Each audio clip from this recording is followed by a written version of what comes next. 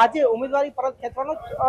છેલ્લો દિવસ હતો, ત્યારે અત્યાર સુધીમાં કહી શકાય કે 30 જેટલા જે ઉમેદવારો હતા તેમને પોતાનું ઉમેદવારી પત્ર પરત ખેંચ્યું છે। આપ આ દ્રશ્યો જોઈ શકો, સીધા જે અર્બન બેંકના દ્રશ્યો છે, મોટા પ્રમાણની અંદર જે ઉમેદવારો છે સાથે તેમના સમર્થકો અહીંયા પહોંચ્યા છે। જે રીતે અત્યાર સુધીમાં કહી શકાય 30 જેટલા ઉમેદવારો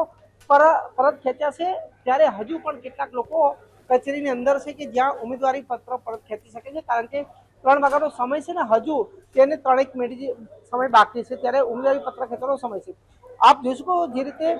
વિશ્વાસ પેનલની અંદર જે ઉમેદવારો હતા તેમની પેનલ બનાવવામાં આવી છે અને મારી સાથે જસુભાઈ છે જેમને પોતાનું ઉમેદવારી પત્ર પરત ખેંચ્યું। જસુભાઈ, આપે આપનું ઉમેદવારી પત્ર પરત ખેંચ્યું, શું કહેશો?